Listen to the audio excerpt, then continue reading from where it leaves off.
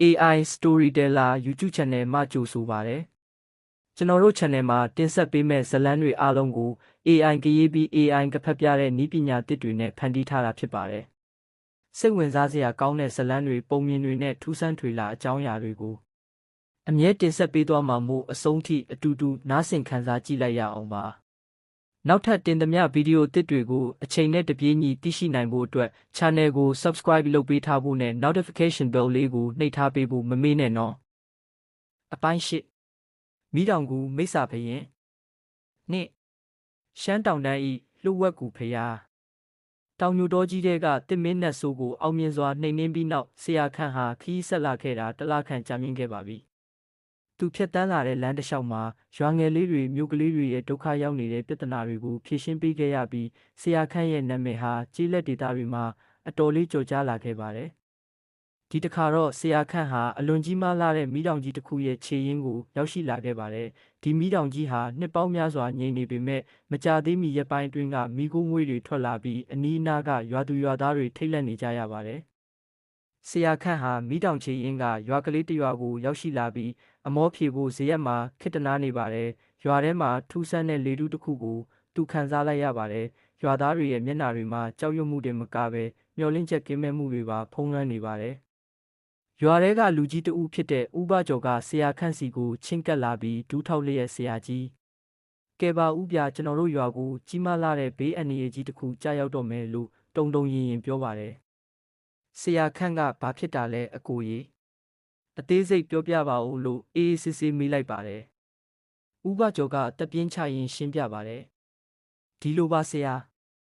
လွန်ခဲ့တဲ့လပြည့်ကျော်3ရက်လောက်ကမီးတောင်ထိပ်ကနေထူးဆန်းတဲ့အလင်းရောင်တွေထွက်ပေါ်လာတဲ့အဲ့ဒီအချိန်ကစလို့ရွာထဲမှာကလေးငယ်တွေတကောင်ရံမှာငိုကြွေးတန်တွေမြည်နေတဲ့ပြီးတော့ကျွဲနွားတိရစ္ဆာန်တွေအကြောင်းပဲတေဆုံးကုန်ကြတယ်။မင်းညကဆိုရင်ကျွန်တော်တို့ရွာရဲ့ဘုန်းကြီးကျောင်းမှာနေတဲ့ဆရာတော်ကြီးကိုတော့မသိတဲ့အင်အားတစ်ခုကဝင်ဘူးလို့နေမကောင်းဖြစ်နေတယ်။ဆရာခန့်ဟာမျက်မှောင်ကျုပ်သွားပါတယ်ဒီဟာတာမန်နှကောင်တစ်ကောင်ရဲ့လုပ်ရက်မဟုတ်ပဲအလွန်အစွမ်းထက်တဲ့မိစ္ဆာကြီးတစ်ကောင်ရဲ့လက္ခဏာဖြစ်နေတယ်လို့သူသုံးသပ်မိပါတယ်။အကိုကြီးကျုပ်ကိုဆရာတော်ကြီးရဲ့ကျောင်းကိုလမ်းပြပေးပါဦးလို့ဆရာခန့်ကပြောလိုက်ပါတယ်။ဦးဘကျော်ကဆရာခန့်ကိုရွာလေခေါင်ကဘုန်းကြီးကျောင်းစီခေါ်သွားပါတယ်။ကျောင်းထဲကိုရောက်တဲ့အခါမှာတော့ဆရာတော်ကြီးဟာကျောင်းဆောင်ထဲမှာတကိုယ်လုံးဖျားနာပြီးတုံတုံရင်ဖြစ်နေတာကိုတွေ့လိုက်ရပါတယ်။ဆရာတော်ကြီးရဲ့မျက်နှာကဖြူဖြော့နေပြီးမျက်လုံးအောက်တွေမဲနှက်နေပါတယ်။ဆရာခန့်ဟာဆရာတော်ကြီးရဲ့အနားကိုချဉ်ကပ်ပြီးလက်ကိုဆန့်သက်ကြည့်လိုက်ပါတယ်။ဆရာတော်ကြီးရဲ့ခန္ဓာကိုယ်ထဲမှာထူးဆန်းတဲ့အမဲရောင်အငွေ့သက်တစ်ခုပြန့်နှံ့နေတာကိုဆရာခန့်အာရုံခံမိပါတယ်။ဒါဟာတာမန်ဖျားနာတာမဟုတ်ဘူး။အောက်လန်းပညာရဲ့အသက်6ကျိန်စာတစ်ခုပဲလို့ဆရာခန့်ကတူတူလေးရေရွတ်လိုက်ပါတယ်။ဆရာခန့်ဟာလွဲအိတ်ထဲကအန္တရာယ်ကင်းအင်းစာရွက်တစ်ရွက်ကိုထုတ်ပြီးဆရာတော်ကြီးရဲ့နဖူးပေါ်မှာကပ်လိုက်ပါတယ်။ပြီးတော့ဗုဒ္ဓံတယနံကိစ္ဆာမိဆိုတဲ့ဂါထာကိုရွတ်ဆိုရင်းအင်းစာရွက်ကနေအဖြူရောင်အလင်းတန်းလေးတွေထွက်ပေါ်လာပြီးဆရာတော်ကြီးရဲ့ခန္ဓာကိုယ်ထဲကိုစိတ်ဝင်သွားပါတယ်။ခဏအကြာမှာတော့ဆရာတော်ကြီးရဲ့မျက်နှာကနည်းနည်းချင်းစီပုံမှန်ပြန်ဖြစ်လာပြီးမျက်လုံးတွေဖွင့်လာပါတယ်။ဟောကျေးဇူးပါပဲတခါရဲ့ဘသူလဲဗျာခမားကိုလို့ဆရာတော်ကြီးကအားနည်းစွာမေးလိုက်ပါတယ်။ကျုပ်ကဆရာခန့်ပါဖះခဏလောက်စိတ်အေးအေးထားပါဘလို့ဖြစ်ပုံဖြစ်ကြောင်းကိုရှင်းပြပေးပါဦးလို့ဆရာခန့်ကလေးစားစွာပြန်လျှောက်ပါတယ်။ဆရာတော်ကြီးကတက်ပြင်းချရင်ဒီလိုပါတခါရဲ့လွန်ခဲ့တဲ့တစ်ပတ်ကမီးတောင်ပေါ်ကိုတရားစခန်းသွားတဲ့တပည့်တော်တို့ကတွားရောက်ဖူးမြော်လိုက်တယ်အဲ့ဒီမှာမီးတောင်ဝအကြီးကြီးတစ်ခုကိုဖွင့်ထားတာတွေ့လို့သတင်းပို့လာတယ်။တပည့်တော်တွားကြည့်တော့လိုင်ကူထဲကထွက်ပေါ်လာတဲ့မကောင်းဆိုးဝါးရဲ့အငွေ့သက်တွေပြင်းထန်လွန်းလို့အနားမကပ်နိုင်ဘူးပြန်လာတဲ့အခါမှစပြီးဒီလိုဖြစ်နေတာပါလို့ရှင်းပြပါတယ်။ဆရာခန့်ဟာဆရာတော်ကြီးကိုနှစ်သိမ့်စကားပြောကြပြီးနောက်ရွာသားတွေကိုကြည်ကာဒီကိစ္စကိုဖြေရှင်းဖို့မီးတောင်ထိပ်ကိုတက်ရမယ်။ဒါပေမဲ့အန္တရာယ်ရှိတဲ့အတွက်ကျုပ်တယောက်တည်းသွားတာအကောင်းဆုံးပါလို့ပြောလိုက်ပါတယ်။ဦးဘကျော်ကစိုးရိမ်တကြားဆရာကြီးမီးတောင်ထိပ်ကိုတက်ရတာ3ရက်လောက်ကြာပါတယ်။လန်ခီလည်းမတ်ဆောက်ပြီးအန္တရာယ်များပါတယ်။ရွာကလူငယ်တယောက်လောက်လိုက်ပို့ပေးရစီလို့ပြောပါတယ်။မလိုပါဘူးအကိုရေကျုပ်တယောက်တည်းသွားတာအဆင်ပြေပါတယ်။ဒါပေမဲ့ကျုပ်မပြန်လာမချင်းဘသူမှမီးတောင်ပေါ်မတက်ဖို့တတိပေးထားပါလို့ဆရာခန့်ကအမိန့်ပေးလိုက်ပါတယ်။ဆရာခန့်ဟာလွယ်အိတ်ကိုပြင်လွယ်ပြီးဘီလူးငင်ကျိန်လုံးကိုထောက်ကမီးတောင်ကြီးစီကိုခြေလမ်းတွေစတင်လိုက်ပါတယ်။လန်ခီဟာတစ်နေ့ထက်တစ်နေ့မတ်ဆောက်လာပြီးလေထုကလည်းပူပြင်းခြောက်တွေ့လာပါတယ်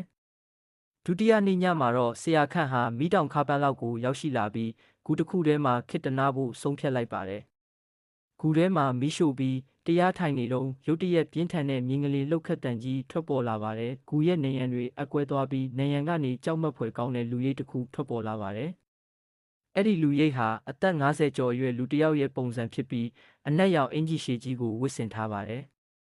သူ့ရဲ့မျက်လုံးတွေကအနီရောင်မီးတောက်တွေလိုတောက်လောင်နေပြီးလက်ထဲမှာတော့လူဦးကောင်းခွန်နဲ့လှုပ်ထားတဲ့သွေးရောင်တောင်ဝေးတစ်ချောင်းကိုကင်ထားပါတယ်။ဆရာခန့်မင်းကငါရဲ့အိတ်ဆက်ရာကိုလာနောက်ရှက်ရဲတယ်ပေါ့ငါကမီးတောင်ကူရဲ့အရှင်မိစ္ဆာဘရင်ဦးမျက်မောင်နဲ့နှစ်ပေါင်း300လောက်ဒီမှာအိတ်ဆက်နေကြတာမင်းတို့လူတွေမီးတောင်ကိုလာရှင်းတဲ့အခါငါရဲ့အိတ်ရာကိုနှောက်ယှက်မိတာနဲ့ငါနိုးလာခဲ့တယ်လို့မိစ္ဆာဘရင်ကဟိန်းဟောက်လိုက်ပါတယ်ဆရာခန့်ဟာတည်ငြိမ်စွာရက်နေပြီးမင်းရဲ့နိုးထမှုကြောင့်အောက်ခြေရွာသားတွေဒုက္ခရောက်နေပြီးသူတို့ကိုကျိန်စာတိုက်တာကိုရက်လိုက်ပါဒါမှမဟုတ်ရင်မင်းကိုနှိမ်နင်းရလိမ့်မယ်လို့ပြန်ပြောလိုက်ပါတယ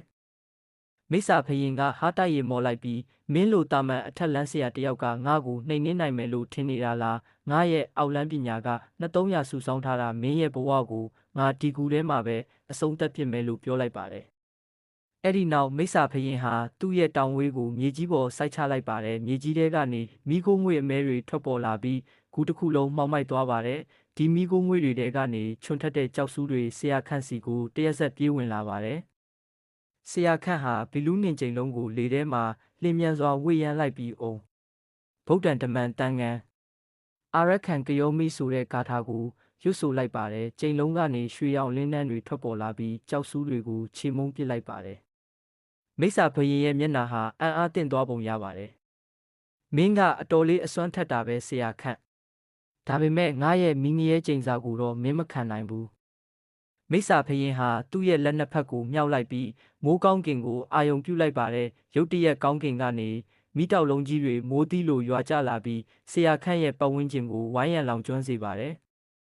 ်ဆရာခန့်ဟာနေရာမှာတင်ပြင်းခွေထိုင်လိုက်ပြီးတိပိသောဘဂဝါအယဟံဆိုတဲ့ဗုဒ္ဓဂုဏ်တော်ကိုအာယုံပြုကာရွတ်ဆိုနေပါတယ်သူ့ရဲ့ခန္ဓာကိုယ်ကနေအဖြူရောင်အလင်းဝန်းတစ်ခုဖြာထွက်လာပြီးမိတောက်လုံးတွေကိုအနားမကပ်နိုင်အောင်တွန်းထုတ်ထားပါတယ်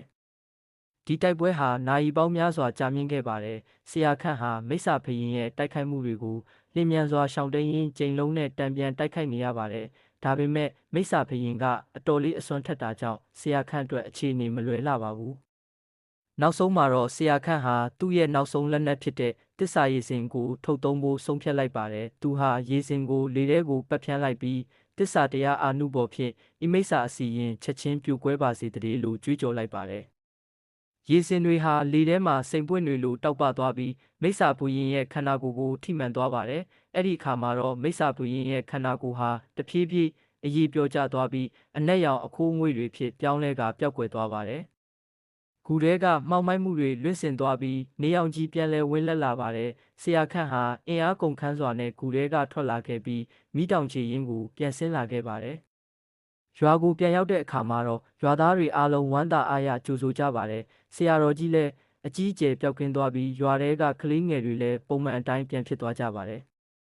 ်ဆရာခန့်ဟာရွာသားတွေကိုနှုတ်ဆက်ပြီးသူ့ရဲ့ခရီးကိုဆက်လက်နှင်ခဲ့ပါတယ်ဒါပေမဲ့ဒီတစ်ခါတော့သူဟာမြန်မာပြည်ရဲ့အရှေ့ဘက်စွန်းကိုဦးတည်သွားနေပါပြီအဲ့ဒီမှာနောက်ထပ်စွန့်စားခန်းတစ်တွေသူ့ကိုစောင့်ကြိုနေပါသေးတယ်မိတောင်ကူမှမိစ္ဆာဘရင်ဦးမျက်မောင်ကိုအောင်မြင်စွာနှိမ်နင်းပြီးနောက်ဆရာခန့်ဟာရွာသားတွေ၏ကျေးဇူးတင်ကြောင်းပူဇော်တက်ကာရတွေကိုညှင်းပယ်ကာသူ့ရဲ့ခရီးကိုဆက်လက်နှင်ခဲ့ပါတယ်ဒီတစ်ခါတော့သူဦးတည်သွားတာကမြန်မာပြည်အရှေ့ဘက်စွန်းရှိရှမ်းတောင်တန်းကြီးတွေစီကိုဖြစ်ပါတယ်ရက်သက်တစ်ပတ်အတန်ကြာခီးနှင်ပြီးနောက်ဆရာခန့်ဟာရှမ်းတောင်တန်းရဲ့အနက်ဆုံးနေရာကိုရောက်ရှိလာခဲ့ပါတယ်ဒီနေရာဟာတောင်ထူထပ်ပြီးမြူကိုးတွေအမြဲဖုံးလွှမ်းနေတဲ့ဒေသဖြစ်ပါတယ်လန်ခီးမှာတွေ့ရတဲ့ရွာလေးတွေကအင်မတန်သေးငယ်ပြီးရွာသားတွေရဲ့မျက်နှာတွေမှာဧည့်သည်ဆန်းတစ်ယောက်ကိုတွေ့ရတဲ့အခါအံ့ဩမှုနဲ့ကြောက်ရွံ့မှုရောနှောနေတာကိုဆရာခန့်သတိထားမိပါတယ်တနေ့မှာတော့ဆရာခန့်ဟာတောင်ဆောင်တစ်ခုမှာတည်ရှိတဲ့ရွှေပေါ်လောင်ရွာကလေးကိုရောက်ရှိလာပါတယ်ဒီရွာဟာရှမ်းရိုးရာယဉ်ကျေးမှုကိုထိမ့်သိမ်းထားတဲ့ရွာလေးဖြစ်ပြီးလေထုထဲမှာထူးဆန်းတဲ့ငြိမ်းချမ်းမှုတစ်ခုကိုဆရာခန့်ခံစားလိုက်ရပါတယ်ဒါပေမဲ့အဲ့ဒီငြိမ်းချမ်းမှုရဲ့နောက်ွယ်မှာအန္တရာယ်တစ်ခုကိုပုံကွယ်နေတယ်လို့သူ့ရဲ့ကပီးယားအာယုံကသတိပေးနေပါတယ်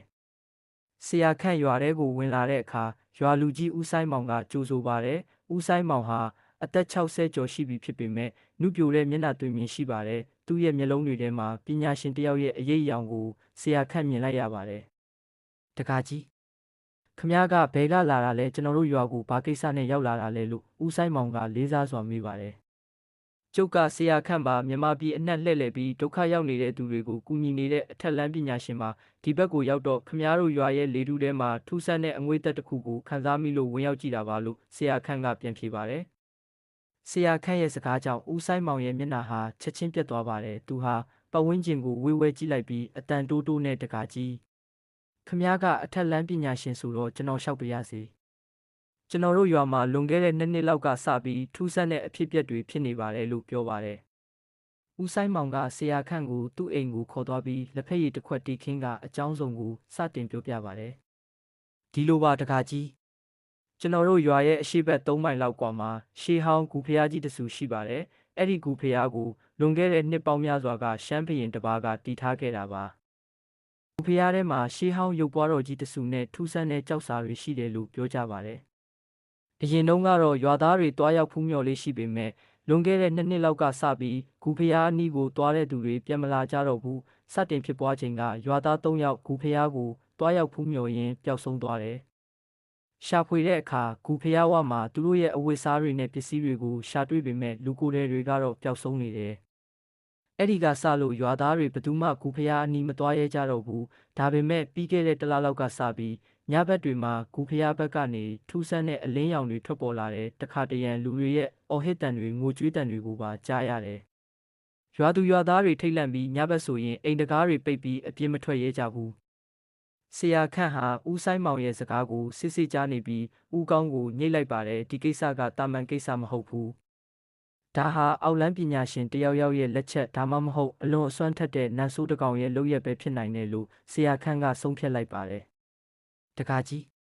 ဒီကိစ္စကိုဖြေရှင်းနိုင်မဲ့သူကခမည်းပဲကျွန်တော်တို့ရွာသားတွေရဲ့ဘေးအန္တရာယ်ကိုကယ်ပေးပါဦးလို့ဦးဆိုင်မောင်ကဒူးထောက်လျက်တောင်းပန်ပါတယ်။ဆရာခန့်ကဦးဆိုင်မောင်ကိုထူမပေးရင်စိတ်မပူပါနဲ့ကျုပ်ဒီကိစ္စကိုဖြေရှင်းပေးပါမယ်။ဒါပေမဲ့ကျုပ်ကူဖျားကိုသွားတဲ့အခါဘယ်သူမှမလိုက်ရဘူးလို့ပြောလိုက်ပါတယ်။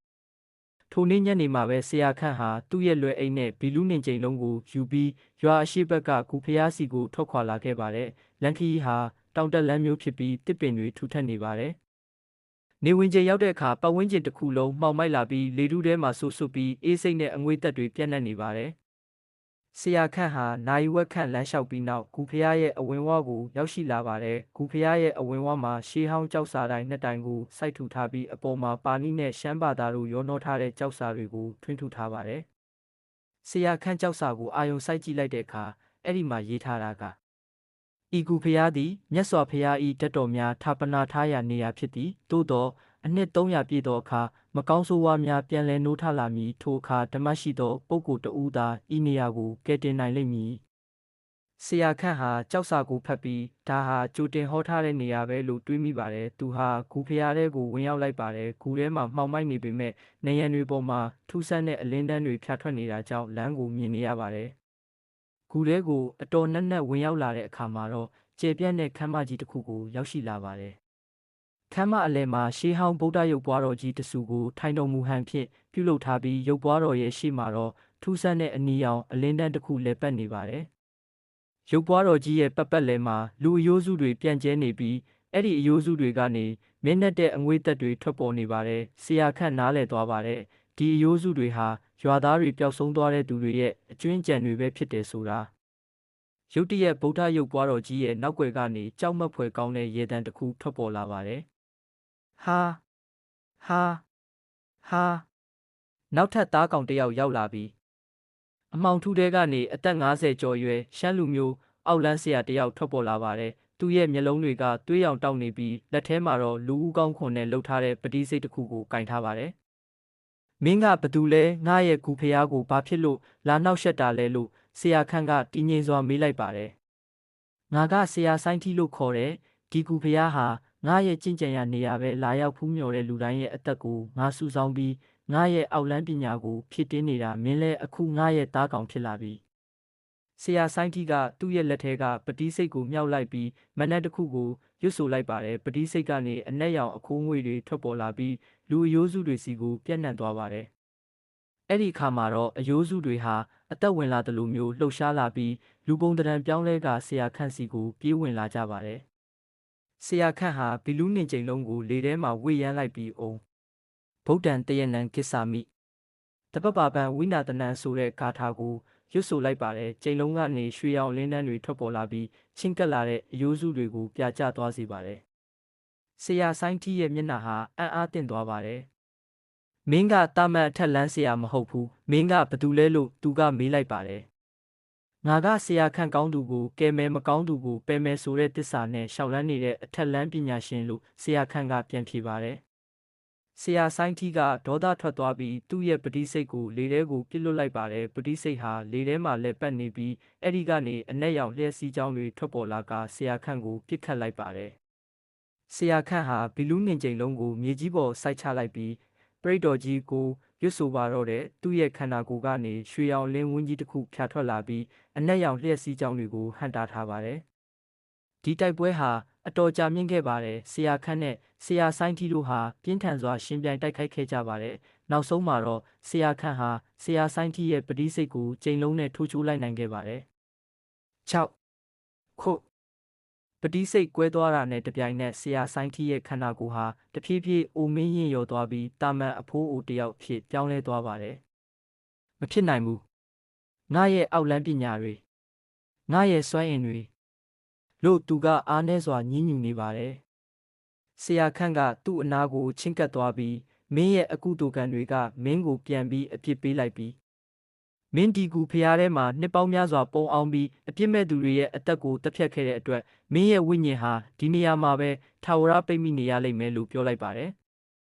ထိုအချိန်မှာပဲဂူဖျားထဲကအနီရောင်အလင်းတန်းတွေပျောက်ကွယ်သွားပြီးဗုဒ္ဓရုပ်ပွားတော်ကြီးစီကနေရွှေရောင်လင်းတန်းတွေဖြာထွက်လာပါတယ်ဂူဖျားတစ်ခုလုံးတန့်ရှင်းလင်းလက်သွားပြီးလေထုထဲမှာမွှေးကြိုင်တဲ့ရနက်တစ်ခုပြန့်နှံ့သွားပါတယ်ဆရာခန့်ဟာဗုဒ္ဓရုပ်ပွားတော်ရှိမှရှိခိုးပြီးဂူဖျားထဲကထွက်လာခဲ့ပါတယ်ရွာကိုပြန်ရောက်တဲ့အခါရွာသားတွေအားလုံးဝမ်းသာအားရကြိုဆိုကြပါတယ်ပျောက်ဆုံးသွားတဲ့ရွာသားတွေရဲ့ဝိညာဉ်တွေလည်းလွတ်မြောက်သွားတဲ့အတွက်ရွာထဲမှာငြိမ်းချမ်းမှုပြန်လည်ရရှိသွားပါတယ်ဆရာခန့်ဟာရွာသားတွေကိုနှုတ်ဆက်ပြီးသူ့ရဲ့ခရီးကိုဆက်လက်နေခဲ့ပါတယ်ဇလန်းလေးကိုသဘောကျတယ်ဆိုရင်တော့ like နဲ့ share လေးလုပ်ပေးသွားကြပါဦးနော်နောက်ထပ်စိတ်ဝင်စားစရာကောင်းတဲ့ဇလန်းလေးတွေပြန်လည်ဖော်ပြပေးသွားမှာဖြစ်လို့ဆက်လက်အားပေးကြပါဦးဗျာ